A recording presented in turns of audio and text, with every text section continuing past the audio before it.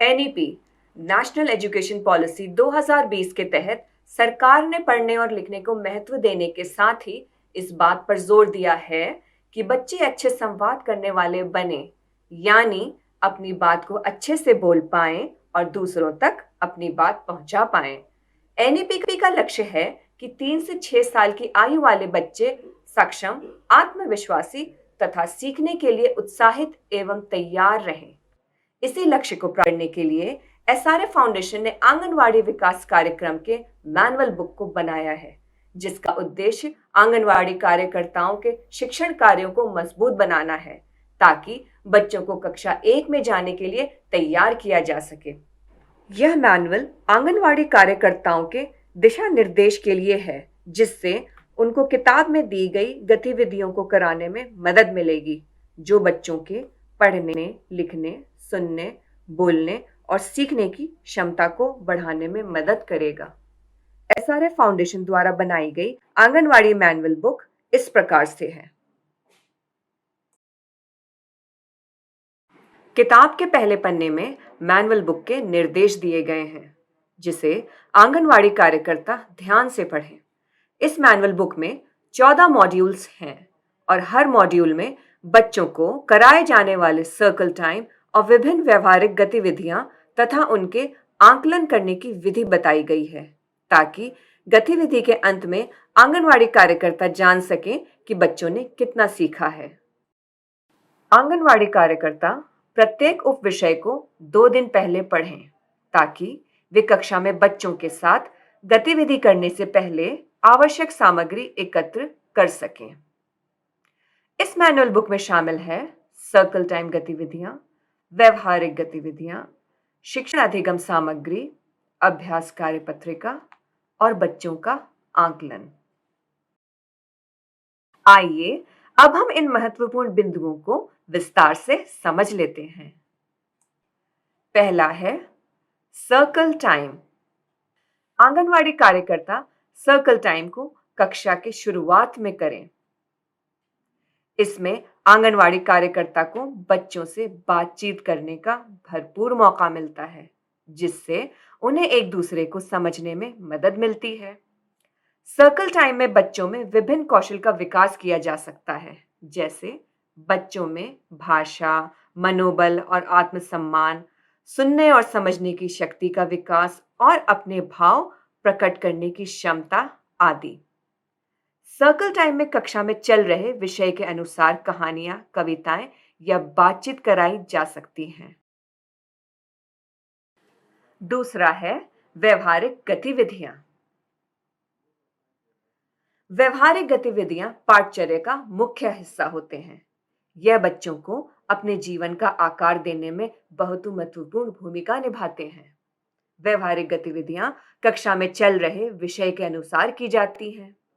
यह गतिविधियां बच्चों को सोचने, समझने, समस्या का समाधान करने की क्षमताओं को विकसित करने में मदद करती है।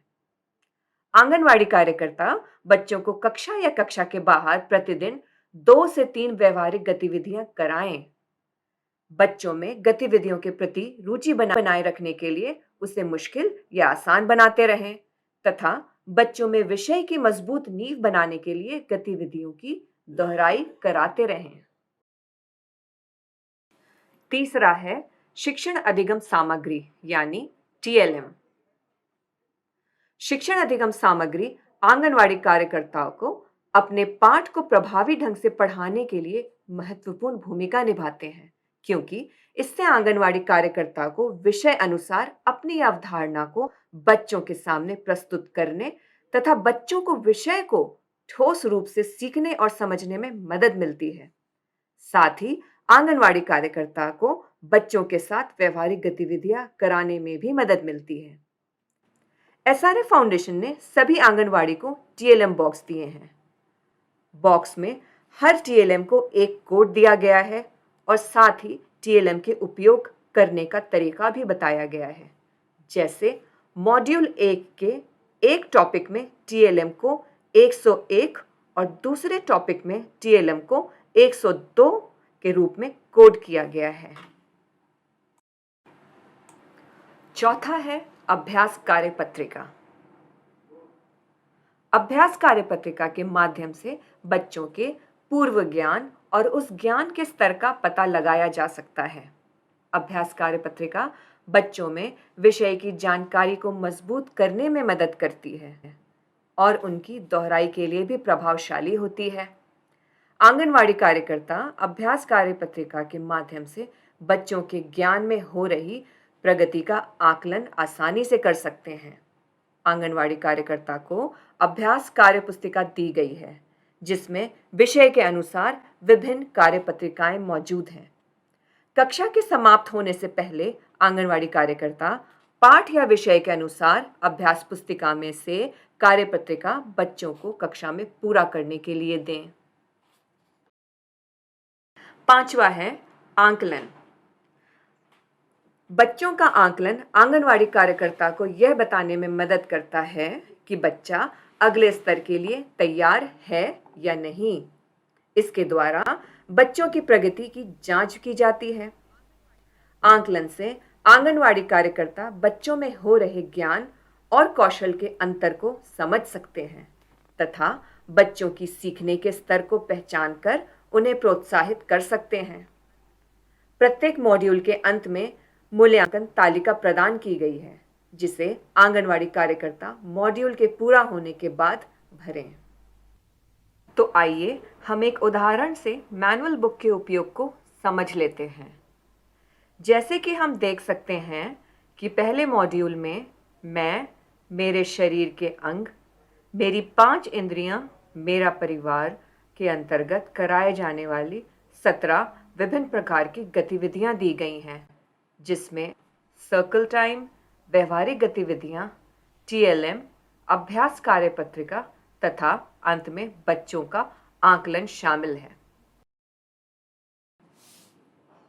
मैनुअल में देखा जा सकता है कि पहले सर्कल टाइम है, जिसमें आंगनवाड़ी कार्यकर्ता कठपुतली के माध्यम से एक कहानी बच्चों को सुना रही हैं। पेज पर कक्षा में पढ़ी जाने वाली कहानी लिखी हुई है और साथ ही कठपुतली का चित्र बना हुआ है, जिसका उपयोग कर आंगनवाड़ी कार्यकर्ता बच्चों को कक्षा में कहानी सुना सकती हैं। कहानी समाप्त होने के बाद आंगनवाड़ी कार्यकर्ता उसके अगले पेज पर दिए गए सवाल बच्चों से पूछें तथा दर्शाई गई कार्यपत्रिका बच्चों को कक्षा में पूरा करने के लिए दें। इसी विषय के अंतर्गत बुक के अगले पेज पर बच्चों की भाषा के विकास के लिए गतिविधि बताई गई है। आंगनवाड़ी कार्यकर्ता पेज पर लिखे उद्देश्य, गतिविधि में इस्तेमाल होने वाली सामग्री, कार्यपत्रिका और गतिविधि को कराने का निर्देश पढ़ें तथा उसी प्रकार से यह गतिविधि बच्चों के साथ कक्षा में कराएं। बच्चों द्वारा दिए गए सवालों के जवाब और पूरी की गई कार्यपत्रिका के आधार पर आंगनवाड़ी कार्यकर्ता हर एक बच्चे का मूल्यांकन कर आकलन पत्रिका में लिखें। अंत में आंगनवाड़ी कार्यकर्ताओं के लिए कुछ महत्वपूर्ण निर्देश, जिसका पालन आंगनवाड़ी कार्यकर्ता विशेष रूप से करें।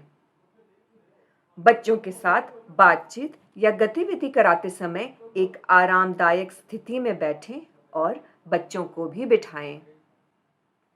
अपनी आवाज और भाषा को स्पष्ट और साफ रखें ताकि बच्चे आपकी बात अच्छे से सुन और समझ सकें। बच्चों के साथ आंखों का संपर्क बनाए रखें ताकि बच्चे आपकी बात ध्यानपूर्वक सुनें।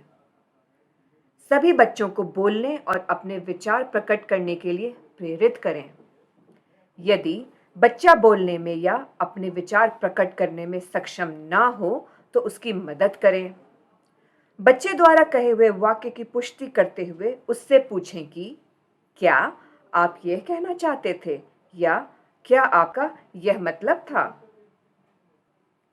बच्चों को नई गतिविधि करने के लिए तथा बड़े बच्चों को छोटे बच्चों की सहायता करने के लिए प्रोत्साहित करें। यदि बच्चे को कोई काम मुश्किल लगता है तो उसे अपने सामने बैठाकर काम कराएं तथा बच्चे द्वारा किए गए प्रयास की प्रशंसा करें। बच्चे द्वारा किए गए किसी भी काम गतिविधि की तुलना दूसरे बच्चों से ना करें, बल्कि उनकी तारीफ करें, उन्हें प्रोत्साहित करें और उनका आत्मविश्वास एवं मनोबल को बढ़ाएं। बच्चों का हमेशा सम्मान करें तथा उन्हें भी यह सीख दें कि वो सभी का सम्मान करें। धन्यवाद।